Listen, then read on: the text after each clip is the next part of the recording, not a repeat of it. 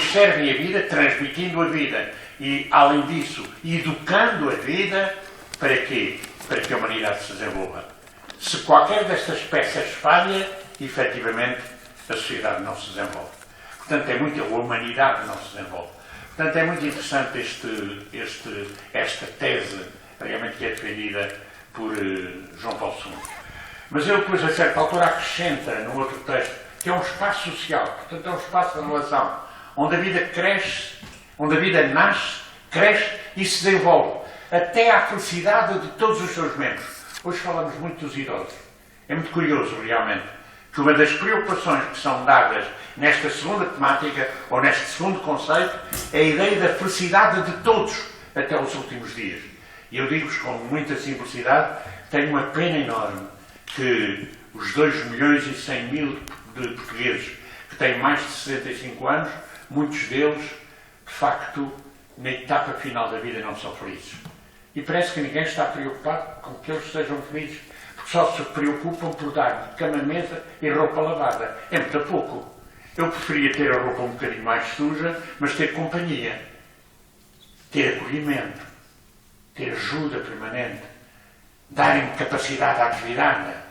Eu sentir que venci definitivamente a solidão, porque o amor me encharcou completamente para me fazer feliz, apesar de uma outra dificuldade que eu pudera ter. Portanto, é muito interessante esta segunda visão que nos é dada.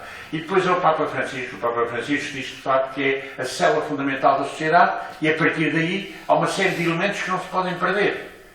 O elemento da relação é fundamental. O ser humano é social. Ninguém pode viver sozinho. Então, a família ensaia uma relação, e uma relação na diversidade que me faz crescer através da complementaridade para o sonho de vida que eu com todos posso construir. É muito bonita a ideia da relação. Pois o serviço à vida. Queridos amigos, eu digo-vos com sinceridade, há dias lia numa das revistas que tenho desde o primeiro número, A Visão, uma notícia que me impressionou profundamente, um estudo que me impressionou profundamente, porque se dizia textualmente assim, que em 1960 nasciam por dia 586 crianças. E hoje, no ano 2014, nascem por dia 246. Portugal está a morrer. Portugal está a morrer. Não estamos a servir a vida. Não estamos a descobrir os mecanismos de um serviço à vida que permita realmente que as pessoas tenham alegria em transmitir a vida. E essa vida seja acompanhada para que todos, pais e filhos, se sintam felizes no enquadramento da família, numa relação profundamente enriquecedora. Portanto, há aqui um problema que não é só de relação, é um problema realmente de serviço à vida, que depois me implica também o processo educativo. Nem sempre fácil, mas essencial. E que não pode reduzir-se apenas àquilo que se chama a construção mental, do pensamento, do cognitivo. A educação não pode ser só cognitiva. A educação tem que ser global. Se não for global, nunca haverá desenvolvimento. Porque cada um tem muito saber, mas não tem nada de amar. Portanto, é fundamental que, para além do saber, nós cresçamos em todos estes aspectos, afetivo, psicológico, social, cultural, espiritual, toda essa riqueza enorme que nós temos e que tem que se desenvolver intensamente. E tudo isto, no fundo, para quê? Para o desenvolvimento da humanidade. E como é importante que a humanidade, de facto, se desenvolva. E acreditem que esse desenvolvimento entra estruturalmente na vida da família.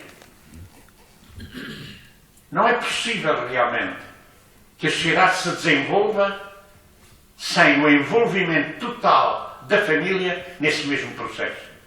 Como vou dizer daqui a bocadinho, os grandes desafios que nos são feitos pela ONU quando nos apontam os objetivos para o terceiro milénio.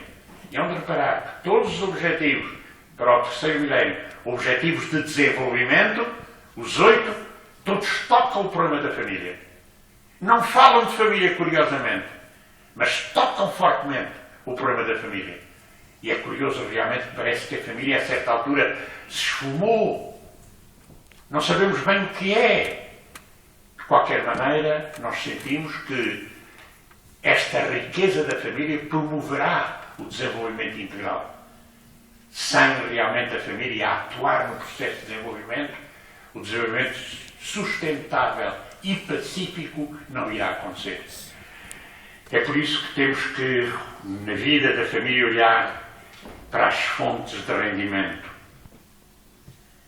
Temos que reparar também na carga dos encargos que caem brutalmente sobre a família e cada dia de uma maneira mais assertiva, mais profunda.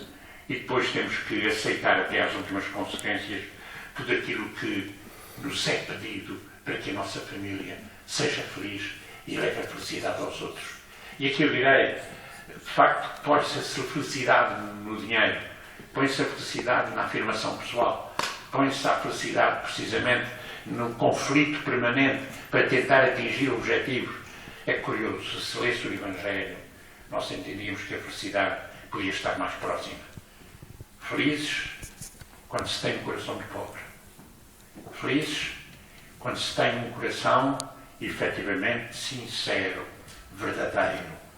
Felizes quando se tem um coração simples.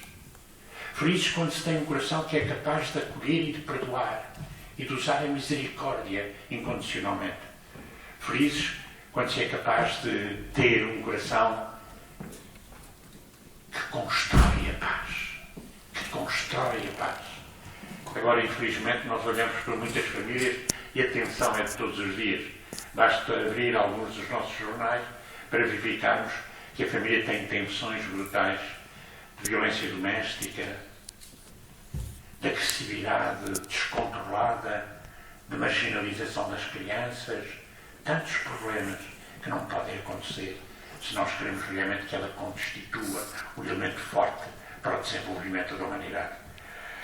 É dentro dessa perspectiva que, logicamente, então, temos que falar daquilo que se chama a crise da própria família. Reparem, é que nós temos, de alguma maneira podemos dizê-lo, uma desestruturação da família impressionante. A família está desestruturada. Quer dizer, tudo aquilo que foi uma construção de família desenvolvida ao longo de séculos, efetivamente, ao longo de milénios, a certa altura desequilibrou-se completamente. E daí surgiram inúmeros modelos de família. Nós tínhamos praticamente dois modelos. Poderia ser o modelo patriarcal, mais ou menos estruturado, e depois o modelo nuclear, que a industrialização provocou. Mas, de qualquer maneira, eram modelos que tinham ainda alguma estabilidade. Neste momento temos outros modelos. Temos o modelo monoparental, onde o sofrimento daquele que leva o peso dos filhos sozinho é brutal, é violentíssimo. Torna-lhe muito difícil ser capaz de apostar num desenvolvimento estrutural, sustentável e pacífico. Depois temos aquilo que se chama hoje muito o modelo pluriparental, em que as crianças têm 4 pais e 4 mães.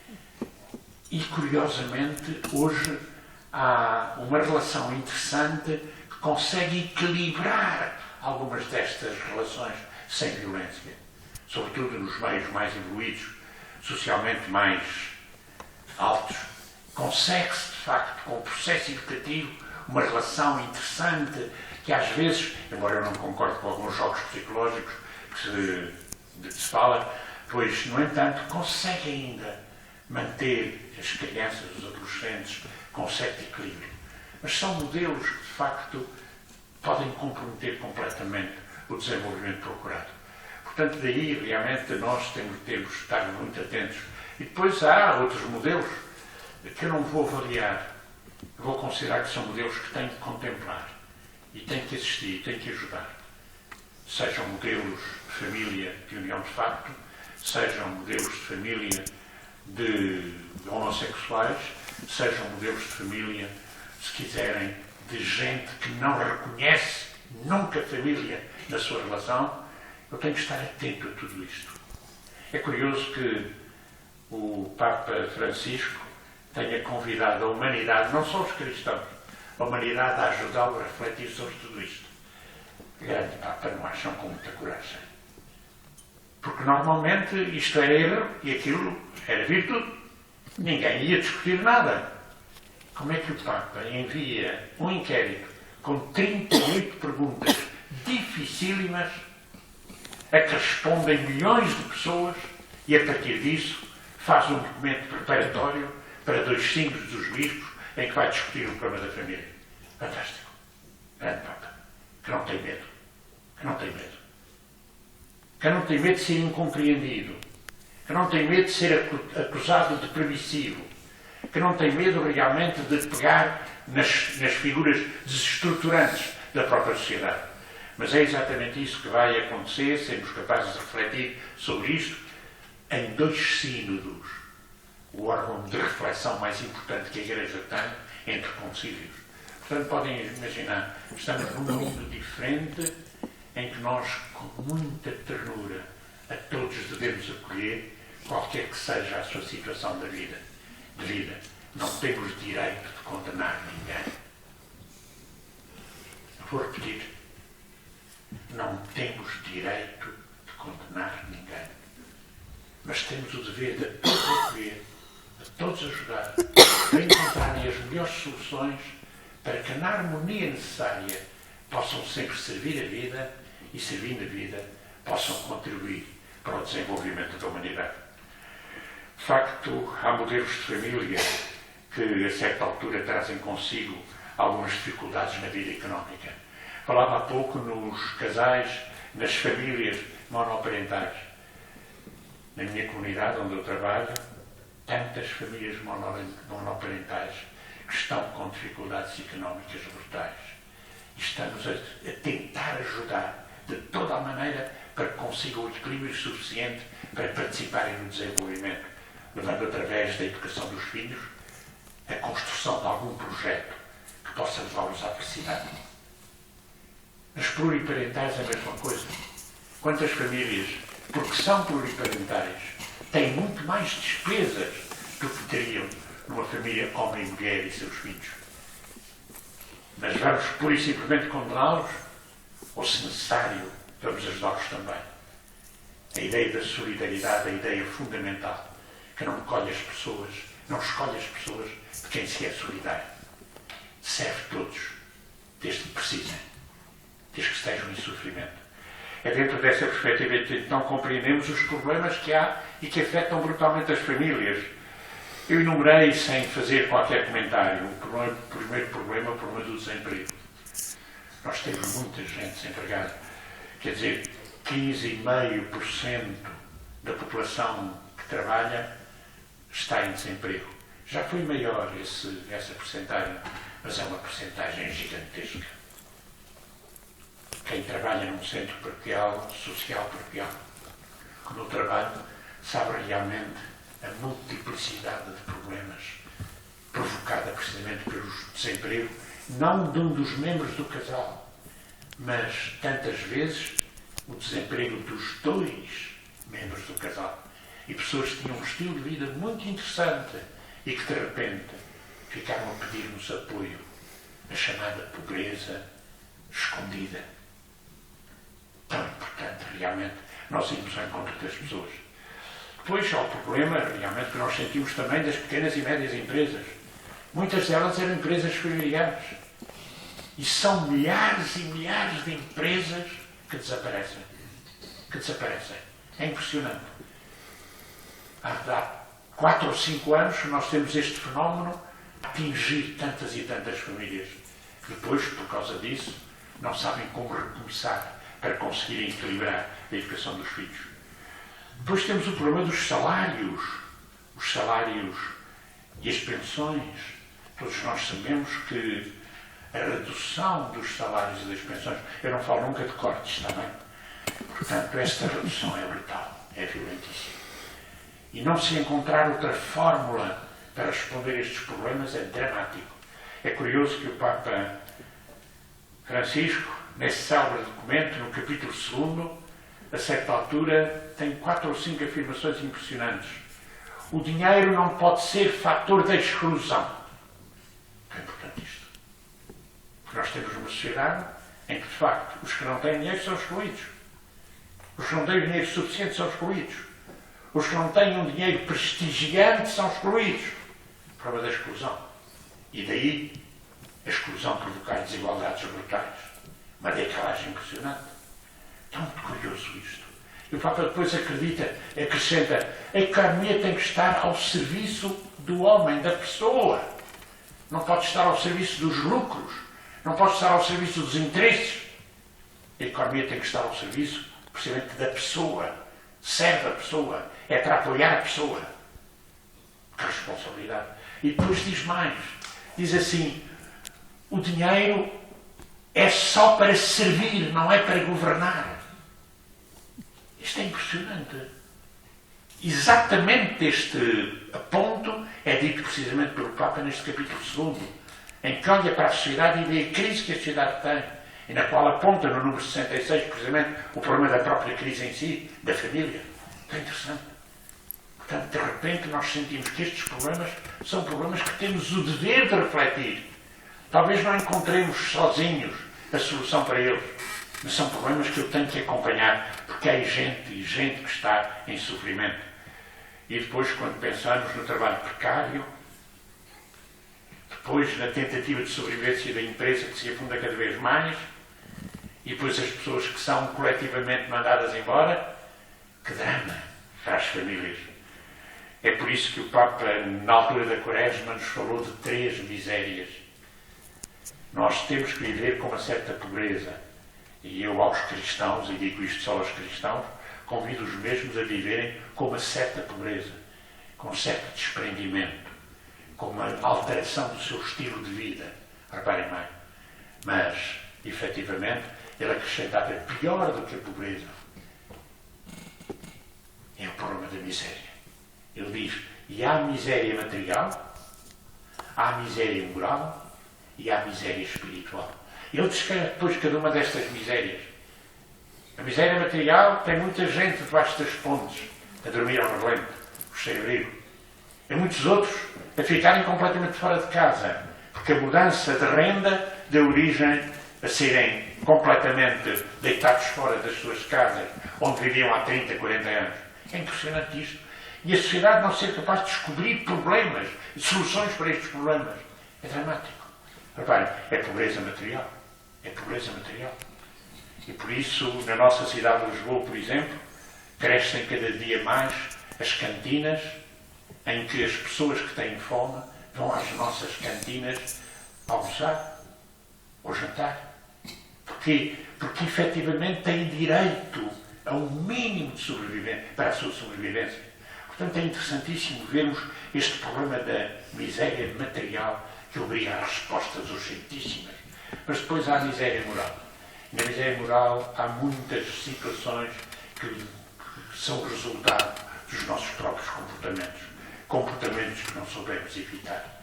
Eu trabalhei durante 6 anos numa área muito difícil, que era precisamente a área da toxicodependência. Às vezes, uma experiência, 2 experiências, davam origem a uma adição. E depois nós lutávamos imenso para que a adição fosse superada. E nunca conseguimos ultrapassar a vitória. Nunca conseguimos ultrapassar os 16,5%. O resto, os 80 e tal por cento, continuavam doentes, continuavam agarrados à adição. É uma história brutal que nos obriga realmente a pensar com toda a força realmente o que fazer. E aqui eu direi, temos que superar a miséria espiritual. É que há muita gente que tem muito dinheiro e efetivamente tem, ao nível do espiritual, uma miséria terrível, porque não cultiva valores, não respeita valores, não serve valores. Portanto, é aqui que está toda uma problemática que nos é colocada na crise da família. Eu tenho que responder a isto. É curioso que os objetivos para o desenvolvimento propostos pela ONU para o 3º milénio estavam centrados precisamente nestes problemas. É curioso que temos a sensação, ao ler o Papa Francisco, que ele conhecia muito bem toda esta problemática na América Latina e, portanto, a faz presente a todos aqueles que dizem terem valores cristãos de verdade, de justiça, de liberdade, de solidariedade, de paz, de perdão, a proclamar na sociedade. E então, quais são estes objetivos para o desenvolvimento sustentado e pacífico que efetivamente a ONU nos propunha e que toca o problema da família? O primeiro, a pobreza extrema e a fome. Quantas famílias vivem próximas de nós com esta pobreza extrema e com esta fome. Por outro lado, a preocupação pelo ensino básico universal. Nós temos em Portugal um drama, que é o abandono escolar. E tem-se a sensação que cada vez é maior o número de crianças, adolescentes e jovens que abandonam os estudos. Isto não pode ser. Uma sociedade que não tem cultura, mesmo ao nível do cognitivo, depois é enriquecido com outros elementos da cultura, é uma sociedade que não prevalece. As famílias têm que estar profundamente envolvidas nesta problemática realmente do ensino básico, pelo menos o básico, mas deve ser muito maior. Nós temos o ensino obrigatório até muito mais tarde, mas até que ponto é que somos capazes de entusiasmar as nossas crianças, os nossos adolescentes, para não abandonarem a escola e se prepararem a sério para servir a humanidade. Depois, outro elemento que é precisamente a procura da igualdade de géneros, da igualdade dos sexos. E reparem, de facto é muito importante cultivar a igualdade. E cultivando a igualdade, acrescentam logo batermos fortemente pela dignidade da mulher. A mulher ser absolutamente reconhecida em todas as situações numa igualdade fundamental ao homem. Na diferença, iguais e diferentes. Cada um com funções complementares. Muitos com as mesmas funções também, mas todos de mãos dadas a resolver os problemas humanos que marcam a própria sociedade. Para se acrescentar logo aquilo que é tão interessante e está também, eliminar completamente a mortalidade infantil, conseguir realmente melhorar a saúde materna. Tudo isto são problemas de família. Contrariar, combater ao máximo a SIDA, o HIV e, finalmente, conseguir mesmo a sustentabilidade ambiental essencial para que as pessoas, num ambiente bom, possam efetivamente sentir a alegria de viver. E aqui, há bocadinho, o Sr. Arquiteto recordava-nos realmente a importância extraordinária da natureza, do ambiente em que vivemos, com toda a riqueza que tem, para ser uma mais-valia, precisamente na resposta aos problemas que a própria sociedade nos traz em si. E que fatores é que a Igreja tem? Perdão, é que a família tem. Que fatores é que a família tem? Para apostar mesmo no desenvolvimento. Eu gostaria de privilegiar 4 fatores. Considero que se nós formos capazes de, em todas as famílias, ter estes 4 fatores, eu estou convencido que resolvemos os problemas do tal desenvolvimento sustentável e pacífico. Quais são esses fatores? O primeiro, a estabilidade da família. O segundo, a educação. O terceiro, o trabalho. O quarto, o empreendedorismo. Penso que são elementos importantíssimos, de facto marcam profundamente a nossa vida a olhar para a família como fator importante para o desenvolvimento sustentável. O primeiro é a estabilidade. Não sei se se apercebem disso. Quando numa família começa a haver a instabilidade, desorganiza-se tudo.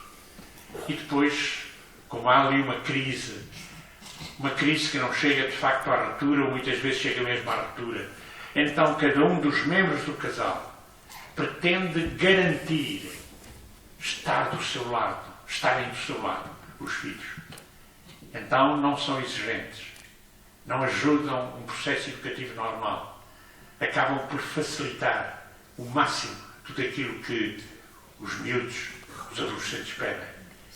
Reparem, todos nós que estamos aqui nesta sala nos recordamos da nossa infância, da nossa adolescência. Nós tínhamos uma certa disciplina de vida. Atualmente, ao facilitar sistemático, provocado precisamente, em grande caso, pela instabilidade que se vive dentro da comunidade familiar.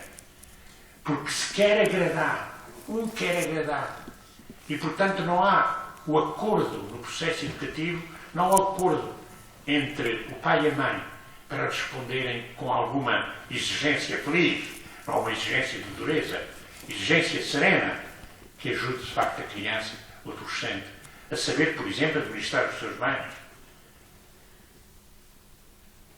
Hoje, as crianças, os adolescentes, os jovens,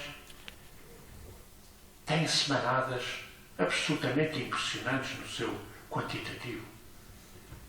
Exigem roupas realmente de um valor impressionante, porque tem tudo de ser de marca, porque os outros têm. E mesmo, eu digo-vos isto com toda a sinceridade, eu tenho 2 bairros difíceis na minha paróquia. Um deles é o bairro das Murtas, que tem 122 famílias. Foi a nossa comunidade paroquial que construiu 7 torres, onde efetivamente estão 122 famílias. 7 torres de 7 andares cada uma. Querem saber uma coisa? Aqueles rapazinhos e miúdas que andam a ser apoiados por nós no clube de jovens para conseguirem continuar a estudar para tudo isso, vestem-se precisamente com as coisas mais caras que estão no mercado. Espero que tenham ido comprá-las aos chineses também. É impressionante os sacrifícios que fazem aqueles pais para satisfazer todos os meninos. É impressionante. Reparem, isto acontece de uma maneira um bocadinho diferente, mas parecida, no outro bairro que nós temos, em que temos Fonsecas e Calçadas, que temos 770 famílias. Aí a distância é muito maior e a proximidade de nós é muito mais difícil. Conseguimos contactar 10 ou 15 famílias, mas não mais.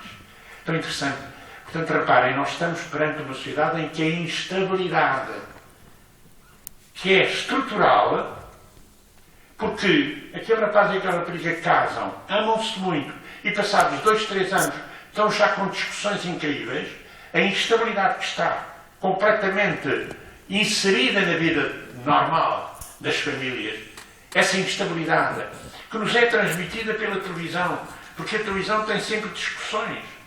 Só sabem realmente ter programas em que tem que haver o contrário. Se não houver o contrário ou o contraditório, efetivamente o programa já não presta. Julgam. Eu agora, quando sou chamado à televisão, pergunto só quem é que vai lá dizer o contrário do que eu vou dizer. Porque há sempre um. Eu tenho que encontrar a fórmula de superar a contradição. Porquê?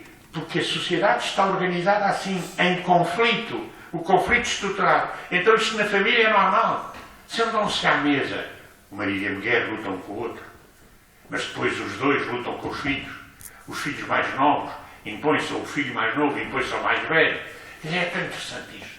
Interessante, entre aspas, está. Porque interessante não é mesmo.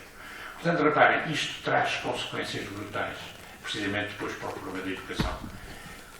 O maior fator realmente de não desenvolvimento é a instabilidade. O fator máximo de desenvolvimento seria realmente um entendimento, uma harmonia, em casa uma estabilidade, da qual iria resultar depois um processo educativo correto. É por isso que eu digo que o segundo fator é a educação. E aqui eu queria recorrer a um homem português muito curioso, que é cardeal romano, é cardeal em Roma, o cardeal Sarabia Martins. Ele esteve durante muito tempo à frente da escola católica, a estrutura da escola católica na Santa Sé. E ele, a certa altura, definia assim, tem isso escrito, no número 26 de um documento sobre a escola católica, ele diz: a educação consiste na formação integral da pessoa humana através da assimilação sistemática e crítica da cultura. Reparem, primeiro de tudo, é a formação integral, a autoformação. Nós vamos ajudar a criança, o adolescente e o jovem, progressivamente por etapas, a autoformar-se, a descobrir os valores que são fundamentais para a sua vida. E vai receber esses valores de muitos lugares. Não recebe só da família, recebe da escola, recebe da catequese, recebe do clube de jovens, recebe do clube desportivo que frequenta, recebe da televisão, recebe dos companheiros na rua. E agora tem o dever de fazer uma coisa: selecionar.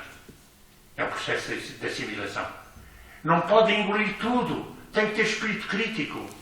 Queridos amigos, se uma criança, um adolescente e um jovem, desde pequenino, não tiver espírito crítico e nós não o educarmos para esse espírito crítico, efetivamente ele não vai de forma nenhuma tornar-se um fator de desenvolvimento, porque estará permanentemente numa tensão destruidora, não numa crítica construtiva. Eu ainda hoje de manhã ouvi na TSF, às 6 da manhã, um programa interessantíssimo, em que era precisamente como psicóloga e como um psiquiatra, precisamente a discutir o problema do espírito crítico, que é fundamental, mas tem que ser orientado, para que na crítica se critique aquilo que é antivalor e se assuma aquilo que é valor. E é a partir daí que aparece a noção de educação. Formação integral da pessoa, autoformação integral, biopsicossocial, cultural, integral da pessoa, através da assimilação, recebemos os valores, criticamos esses valores, assumimos aquilo que é essencial e é a partir daí que eu faço o meu plano de vida, o meu projeto de vida, o meu comportamento no dia-a-dia. Se for uma educação assim, eu estou convencido que é fator de desenvolvimento. Porquê? Porque este rapaz e esta rapariga começam a colaborar na vida de família. Começam a acompanhar a vida de família. Começam a preocupar-se com os outros. Começam realmente, ao preocupar-se com os outros, servir os outros com alegria. Compreender, de facto, o sofrimento do outro quando o outro está a sofrer. Fazendo o seu sofrimento do par, do irmão, do pai ou da mãe. E assim, contribuindo para o bem comum. Eu recordo-me, queridos amigos, e deixem-me que eu, em testemunho pessoal, diria que recordo muito bem, quando eu tinha 7 ou 8 anos, e efetivamente, haver uma crise económica em casa. Foi tão interessante que os 4 irmãos tínhamos o milheiro, com tostões. Fomos ter com o pai e com a mãe. Conte connosco, claro. Hoje não há esta perspectiva. Porque a única preocupação é que o pai e a mãe deem mais, para poderem gastar mais, sem qualquer sentido de economia. Como é que isto pode contribuir para o desenvolvimento? Não vai contribuir para o desenvolvimento. Agora, devem ser educados no trabalho, na atividade. Na atividade sempre para o bem comum. Eu vou dizer isto dentro de momentos para me compreenderem um bocadinho melhor. Reparem, é que efetivamente o trabalho é essencial.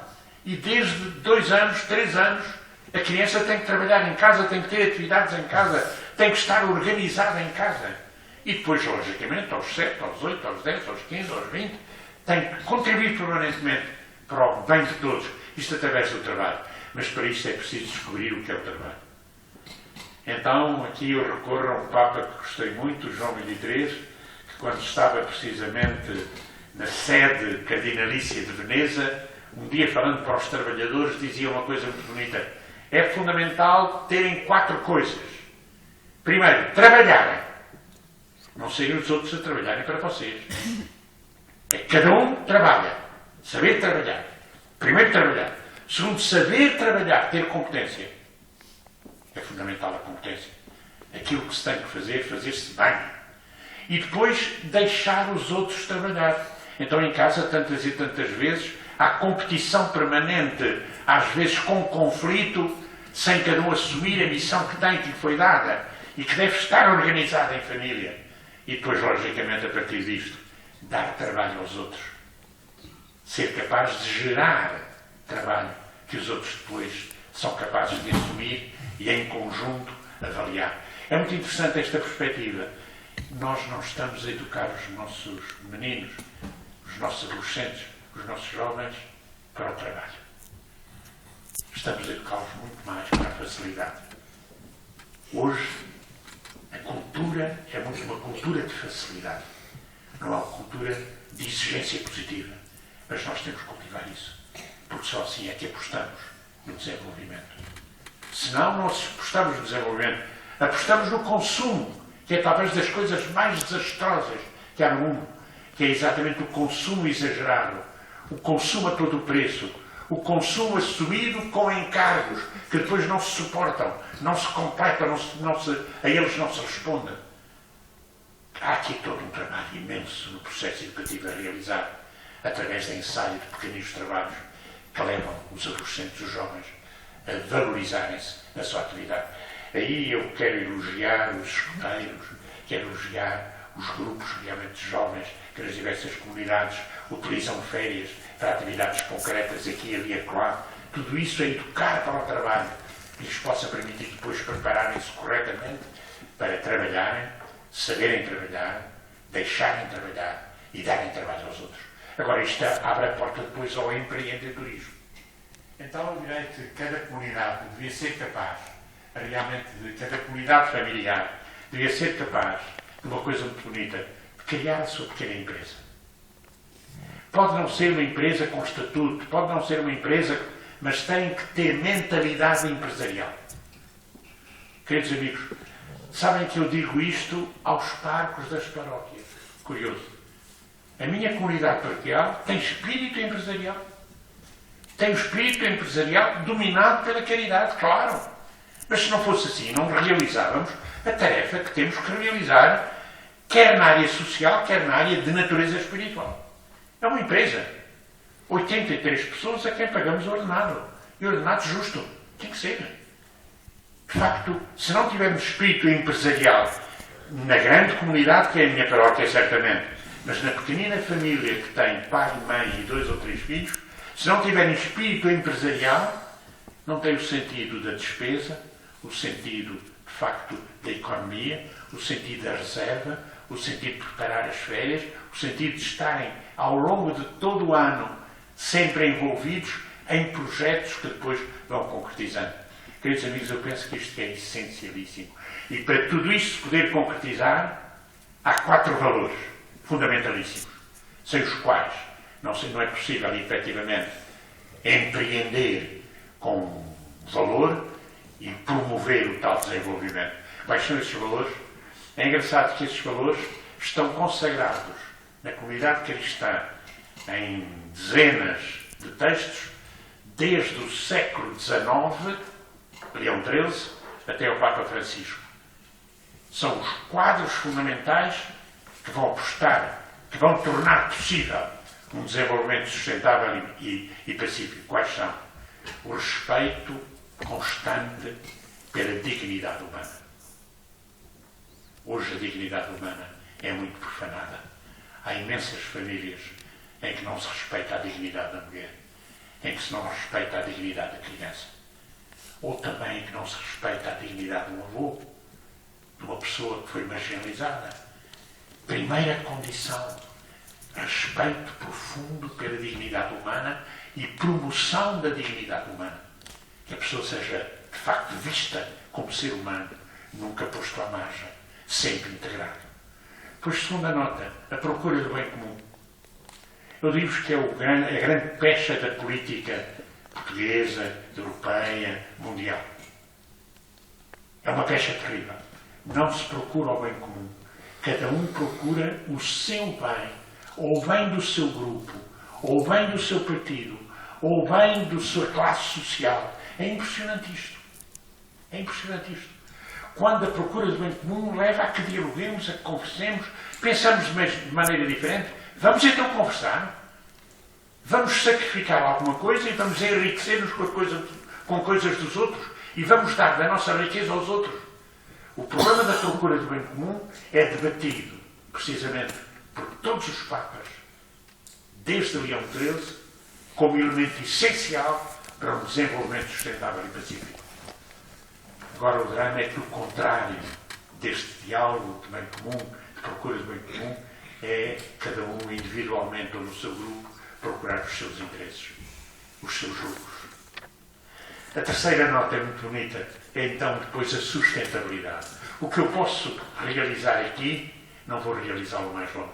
Não vou atirar para cima. Não sei se já repararam que quando há qualquer conflito, a culpa é sempre do governo, a culpa é sempre do chefe, é do líder, a culpa é sempre do empresário, a culpa é curioso. Ainda nunca reparámos que é muito importante que o desenvolvimento assente também naquilo que chamamos, de uma maneira muito bonita, a subsidiariedade. O que eu posso resolver ao nível da família, não atiro para cima. O que posso resolver ao nível da cidade, não atiro para cima. O que posso resolver a nível do país, não atiro para a Europa. O que posso resolver a nível da Europa, não atiro para as grandes conferências mundiais. Portanto, isto é um empenhamento incondicional. E, finalmente, depois, a última coisa, que é muito importante no tempo em que vivemos, que é a solidariedade. A solidariedade supõe a compaixão. Atenção, compaixão não é ter pena de ninguém. Compaixão consiste, na expressão inglesa e na expressão francesa, em português há um desastre, dizer-se que compaixão é ter pena de... Não, a compassion quer dizer apenas eu fazer meu o problema do outro. Eu posso fazer meu o problema de um vizinho. Eu posso fazer meu o problema, logicamente, de alguém que bate à porta e pede. Eu posso fazer meu o problema e depois tenho que não me limitar a dar um peixe, mas estar mesmo preocupado por ensinar a pescar. Se eu for capaz de fazer isto, o desenvolvimento acontece.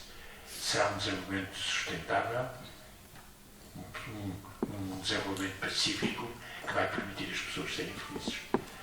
Que nós consigamos, pelo nosso empenhamento, através da vida de família que construímos e que ajudamos outros a construir, que sejamos capazes de desenvolver fatores de desenvolvimento que tornem toda a gente feliz. Obrigado.